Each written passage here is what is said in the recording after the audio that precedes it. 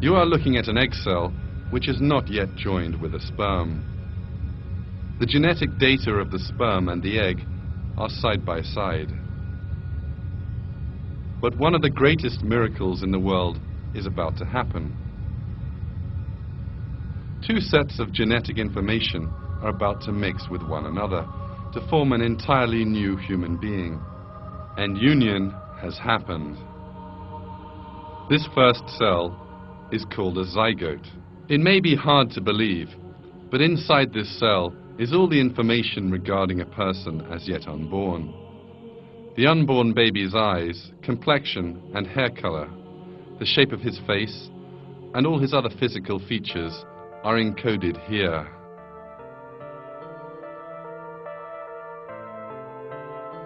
And it's not just his appearance, but also his skeleton, internal organs, skin, veins, and even the shape and number of the blood cells circulating in those veins, and all the other details of his body that are determined here.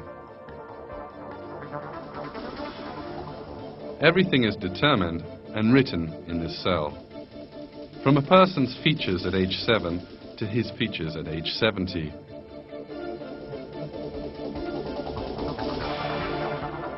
Shortly after fertilization, the cell will perform another very surprising action. It divides and two new cells form.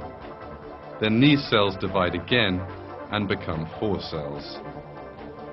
The construction of a new human being has now begun. But why does the cell decide to divide? Why does it have the task of building a new human being? Who gave the cell the knowledge to build a new person?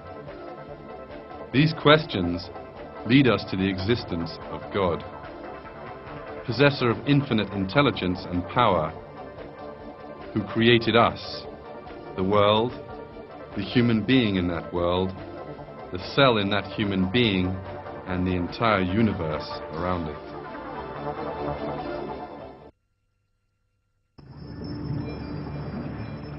At this moment, you're seeing the journey inside the fallopian tube of the constantly dividing and multiplying cell. This collection of cells is known as a morula.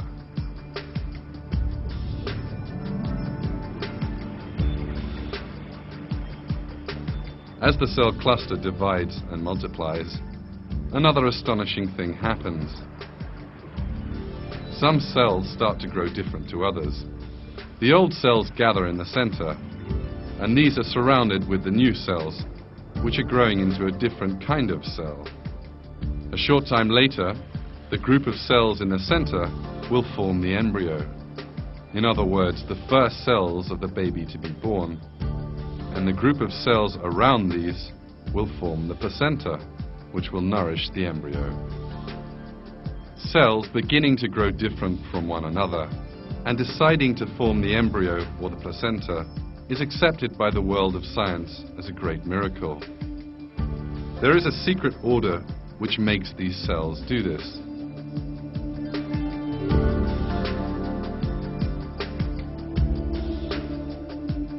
About 4 days after fertilization, the dividing cells reach an area specially prepared for them, that is to say, the mother's womb. In order not to be expelled from the body, they have to cling on to the womb. However, the newly forming embryo is a round cluster of similar cells. It has no special hook or extension to enable it to cling on anywhere. So how does it stick to the wall of the womb?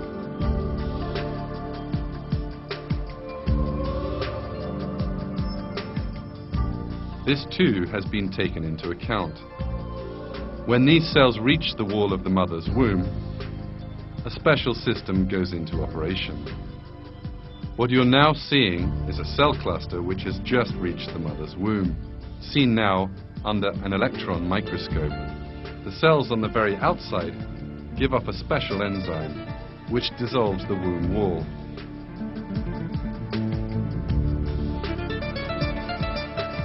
In this way, the cells cling tightly to the womb and avoid being expelled from the body.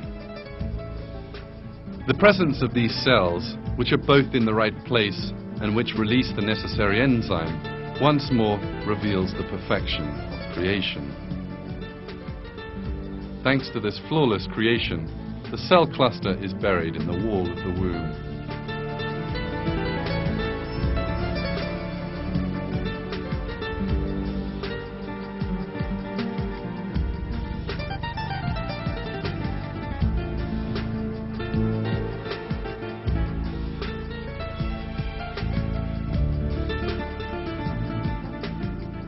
This new living creature, which sticks to the womb and begins to grow, is now known as an embryo.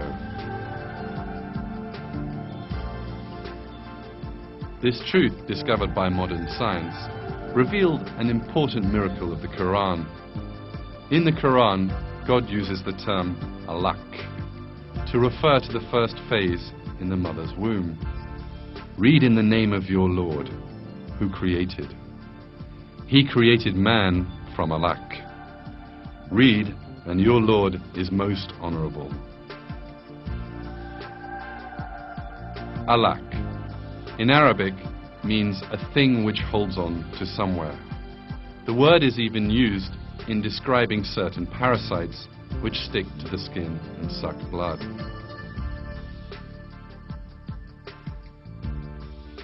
In other words, in the Quran, which was revealed to us at a time when man's knowledge of biology was still very limited, a word is used which exactly describes the embryo in the mother's womb. This proves once more that the Quran is the word of God.